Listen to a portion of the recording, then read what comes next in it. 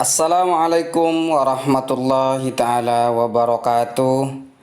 Bertemu lagi dengan saya di channel Alam Ampli, tentunya channel yang akan mengupas tuntas tentang olahraga. Jangan lupa like, share, dan subscribe ya. Subscribe itu gratis. Bismillahirrahmanirrahim. Dalam hal ini saya akan menerangkan tentang bola kecil ya. Dalam hal ini akan dibahas yaitu permainan bola kasti. Menerapkan prosedur kombinasi gerak dasar lokomotor, non-lokomotor, dan manipulatif sesuai dengan konsep tubuh, ruang, usaha, dan keterhubungan dalam berbagai permainan bola kecil sederhana atau tradisional. Jadi kalau kita berbicara kasti, insya Allah kebanyakan sudah tahu, karena khususnya di sekolah kami permainan bola kasti itu merupakan permainan yang sangat populer ya sekarang, yang sangat digemari. Bahkan di lapangan kami itu ada sekitar 2-3 lapangan ya, sebelum ditanami taman itu ditanami rumput, itu semuanya penuh dengan permainan bola kasti karena dari saking banyak peminatnya. Jadi kalau sekarang hanya tinggal 2 lapangan ya yang bisa dibuat bermain kasti. Biasanya itu sudah full, sudah banyak yang antri. Jadi kira-kira apa sih itu kasti? Saya akan jelaskan sedikit banyak ya, kira-kira seperti ini. Secara singkat permainan bola kasti ya. Kasti itu sendiri berasal dari Belanda ya. Belanda, yaitu kalau kita kena tahu bicara Belanda, ini merupakan salah satu negara yang lama ya, yang lama menjajah kita ya. Jadi dari bahasa Belanda, termasuk dalam jenis olahraga permainan dengan menggunakan bola kecil. Kalau kasti itu mirip dengan permainan softball ya. Sejarah permainan bola kasti sendiri yaitu telah dimainkan di Inggris semenjak tahun 1744 di Pretty Little Pocket Book, di mana disebut dasar bola oleh John Newbery. Juga pada tahun 1828 William Clark di London menerbitkan edisi kedua buku The Boy ya, yang meliputi peraturan bola kasti yang dicetak pertama di Inggris. Jadi kalau ada yang menanyakan kapan peraturan bola kasti itu dicetak, ya jadi pada tahun 1828. Tahun berikutnya buku ini diterbitkan, jadi diterbitkan lagi oleh Massachusetts yang pertama membuat aturan nasional di Boston. Jadi aturan nasionalnya itu setelah dicetak itu baru dijadikan aturan nasional, yang kemudian diformalkan disusun oleh Gaelic Athletic Association atau lebih disingkatnya yaitu GAA di Irlandia tahun 1884. Permainan bola kasti itu diatur oleh GAA di Irlandia, sedangkan di Inggris diatur oleh Lowndes, permainan rondes ya kalau kita sebutnya, yang dibentuk pada tahun 1943. Sementara itu asosiasi berbeda, berbagai elemen permainan dan budaya yang sama. Kompetisi ini diselenggarakan antara tim dari kedua tradisi dengan permainan yang dilakukan secara bergantian atau kode, dan satu versi yang dimainkan pagi hari dan versi yang berikutnya dimainkan di sore hari. Setelah aturan formal kasti di Irlandia, asosiasi didirikan di Liverpool dan Skotlandia di pertandingan 1889, yang akhirnya kasti tidak berhubungan dengan Inggris Raya yang masih bermain di Liverpool, Cardiff, dan Newport ya. Berikutnya adalah ini diperkirakan lapangan kasti ya. Kalau kita lihat agak bingung, nanti Pak Guru buatkan tutorial langsung ya terkait ulangan kasti. Insya Allah kalau yang sudah main sedikit banyak mengerti, ada nomor 3, 2, 1 itu apa fungsinya. Untuk yang berikutnya adalah untuk ukurannya kasti yang memiliki ukuran lebar 70 meter, ukuran panjang 40 meter, serta 10 meter untuk bagian ruang tunggunya. Berikutnya 3 macam teknik dasar permainan bola kasti. Jadi sebelum kita bermain bola kasti, kita harus memiliki 3 teknik ini agar membantu kita mempermudah dalam permainan bola kasti. Yang pertama adalah melempar bola menyusur tanah. Jadi apa sih melempar bola menyusur tanah? Dengan seperti apa caranya? Yang pertama, langkah-langkahnya. Langkah yang pertama, pemain harus memegang bola pada bagian pangkal ruas dan jari tangan. Langkah yang kedua, posisi badan pemain harus membungkuk. Langkah yang ketiga, ayunkan lengan ke belakang kita serta ke depan melalui bawah. Adapun langkah yang berikutnya adalah lakukan lemparan bola menyusur tanah dengan mengarah kepada sasaran. Sasaran itu siapa? Bisa saja lawan, bisa saja teman. Berikutnya adalah tekniknya melempar bola mendatar.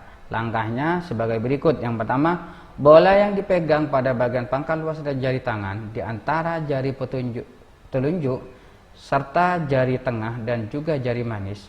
Sementara pada ruas jari kelingking dan jari juga ibu jangan digunakan untuk mengontrol bola supaya tidak jatuh. Berikutnya adalah langkahnya, badan dicondongkan ke arah belakang, kemudian ayunkan lengan dari arah bawah ke atas. Langkah berikutnya, lemparkan bola mendatar setinggi dada ke arah sasaran yang dituju. Gambarnya seperti di sebelah ini. Jadi kalau kita lihat penjelasannya kayaknya agak sedikit jelimet ya. Jadi hakikatnya seperti ini gambarnya. Jadi gampang saja, kalau kita praktekkan lebih gampang. Berikutnya adalah cara C, melempar bola melambung. Jadi ini yang paling sering digunakan ya biasanya, karena ini lebih enak ya. Kita juga menangkapnya enak, melemparnya agak santai. Langkahnya, bola yang dipegang pada bagian pangkal luas jari tangan di antara jari telunjuk serta jari tengah dan juga jari manis. Sementara pada ruas jari kelingking dan juga ibu jari digunakan untuk mengontrol bola supaya tidak jatuh. Langkah yang kedua, badan dicondongkan ke arah belakang, kemudian ayunkan lengan dari arah bawah ke atas. Langkah yang ketiga, lemparkan bola dengan tangan yang paling kuat. Jadi kalau kita yang paling kuat kanan ya kanan, kalau yang kiri ya kiri. Tergantung kita, kebiasaan kita. Jika kita menggunakan tangan kanan, maka nantinya kaki kiri berada di depan. Begitupun juga sebaliknya. Langkah berikutnya, bola yang kita lempar akan melambung tinggi serta diikuti dengan gerakan lanjutan dengan melangkah kaki dari belakang ke depan. Yang berikutnya, pandangan mata harus fokus ke arah sasaran yang dilempar. Kenapa tujuannya kita harus fokus atau kita harus pandangan terfokus ke akan yang dilempar? Ya, kita harus agar mempermudah untuk melempar. Kalau kita mau melempar ke A, kita melihatnya ke C, yang pasti lemparan kita akan meleset. Yang berikutnya adalah melempar bola memantul tanah. Langkahnya yang pertama, kaki dalam posisi ditekuk ya, kaki dalam posisi ditekuk serta badan dicondongkan ke arah depan. Berikutnya, ayunkan lengan dari arah depan bawah. Jadi diayunkan terus dilemparkan ya. Bola nantinya akan memantul di tanah tepat ke arah sasaran. Berikutnya, teknik menangkap bola. Jadi ada beberapa kira-kira teknik menangkap bola. Yang pertama, menangkap bola mendatar. Yang kedua, menangkap bola melambung. Jadi teknik yang kedua menangkap bola yang pertama menangkap bola mendatar, melambung. Yang kedua, menangkap bola menyusur tanah, dan yang keempat menangkap bola memantul tanah. Nah, kita lihat gambar di sebelah. Jadi biar kita tidak bingung setelah dijelaskan, di sana ada gambarnya ya. Berikutnya adalah Adapun cara untuk melakukan keempat teknik tersebut, jadi dari 4 teknik yang tadi, sebab keempat teknik ini disebut pada dasarnya sama saja, tergantung kita sebagaimana yang kita pilih teknik yang lebih enak. Ya, jadi dari 4 itu langkah-langkahnya, yang pertama adalah pandangan mata tertuju ke arah datangnya bola. Harus. Kalau pandangan kita tidak tertuju kepada bola langsung, itu bisa saja karena kena organ tubuh yang berbahaya, bisa kena mata, kena dahi, kena mulut. Kalau mata kita tidak fokus. Berikutnya adalah menangkap bola dengan menggunakan kedua tangan serta kedua telapak tangan, ya. Ya, kalau dibuka sehingga kita akan membentuk cekungan. Jadi menangkap bola itu seperti ini, kayak akan ngambil air, ya. Pakai dua, ya. Dua begini atau begini, terserah, yang penting dua. Jadi akhirnya bola itu akan ada di tengah. Berikutnya adalah pada waktu perkenaan bola pertama pada telapak tangan, maka harus diikuti sedikit tarikan tangan ke belakang. Jadi begini, agak ke belakang. Kalau menangkap bola seperti ini, posisinya terus ke depan, bola akan mantul ke depan. Berikutnya adalah teknik melambungkan bola. Jadi ini paling sering dikatakan seperti saya tadi, sering teknik melambung, melempar, itu sering digunakan kalau di sekolah, ya. Yang pertama, badan berdiri dengan posisi yang tegak. Langkah yang kedua, jika melempar dengan menggunakan tenaga kanan, tangan kanan, maka posisi kaki kanan berada di belakang, tujuannya untuk mengimbangi gerakan agar kita tidak roboh. Yang kedua, bola yang dipegang menggunakan tangan kanan berada di depan paha kanan, berarti ada di atasnya paha, ya. Berikutnya, condongkan badan ke arah depan. Selanjutnya, putar lengan yang membawa bola ke arah belakang dengan ukuran 360 derajat. Selanjutnya, diikuti dengan langkahkan kaki kiri ke depan.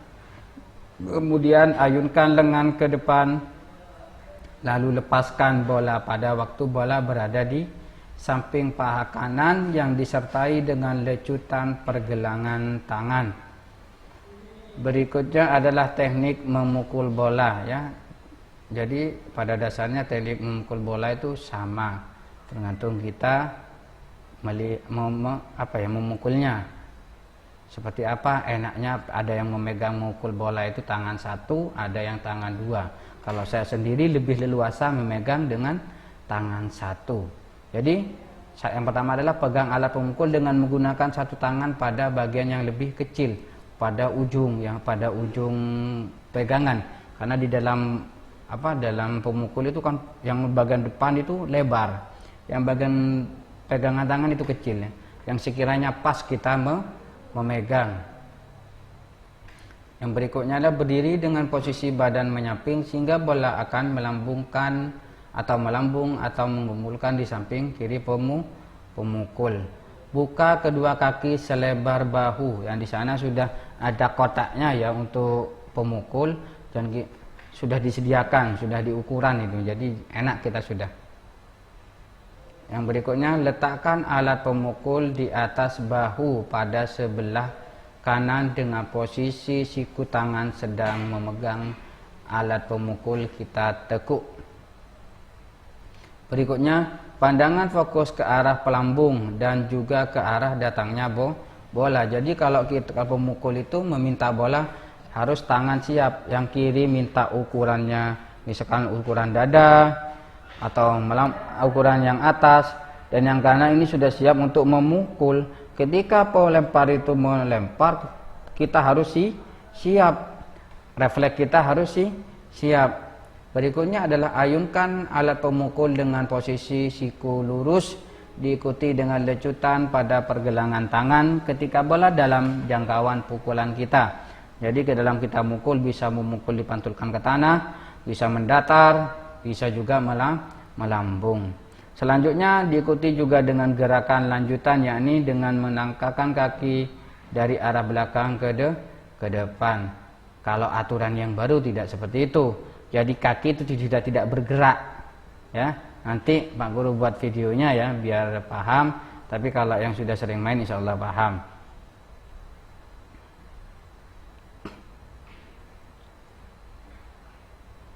Selanjutnya adalah teknik memukul bola. Yang pertama teknik memukul bola, bola mendatar. Yang kedua memukul bola melambung. Yang ketiga memukul bola memantul tanah. Perlengkapan, kira-kira apa perlengkapan dalam bola?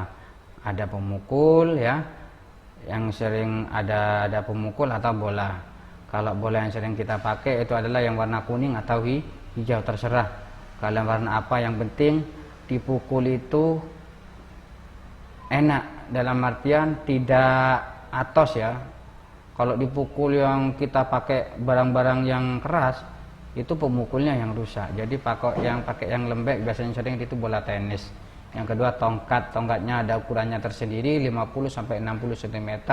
Jangan terlalu pendek, jangan terlalu panjang, karena ini akan berpengaruh terhadap kekuatan kita memukul dan enaknya kita ketika memukul. Berikutnya bendera kecil atau keset. Biasanya bendera kecil ini ditaruh di pojok-pojok ya sebagai pembatas. Dan selanjutnya tiang hinggap. Tiang hinggap itu biasanya benderanya agak lebih besar sedikit. Tapi kalau di sekolah kami memakainya, tiang hinggap itu sudah cukup memakai pohon ya, karena sebagai jum' latihan memakai 2 pohon biasanya itu sebagai ruang hinggap. Yang selanjutnya nomor dada. Fungsi nomor dada tersebut adalah mempermudah wasit untuk menilai dan mencatat ketika memukul atau masuk mendapatkan poin. Itu sangat mempermudah. Nomor dada di depan, apalagi di nomor belakang juga harus ada. Nah ini untuk pemukulnya, untuk kasti dan bolanya. Lapangannya juga. Ini yang dimaksud bendera kecil ini, itu digambar di pojok-pojok sebagai pembatas ya, bisa saja ya sebagai penanda tiang hinggap juga bisa ya. Mungkin hanya itu yang dapat saya sampaikan, semoga bermanfaat walaupun cuma sedikit. Kita bertemu di video yang selanjutnya, baik itu tutorial atau materi atau tanya jawab. Sebelum kita tutup, ini ada kata pepatah yang hingga ini bisa dijadikan sebuah motivasi untuk kita terus berolahraga. Karena saya yakin orang yang rajin olahraga, orang yang makanan yang sehat, halalan thayyiban, insya Allah akan sehat ya. Ini kata pepatahnya, yaitu untuk menikmati cahaya kesehatan yang baik Anda harus berolahraga. Oke, Assalamualaikum warahmatullahi taala wabarakatuh.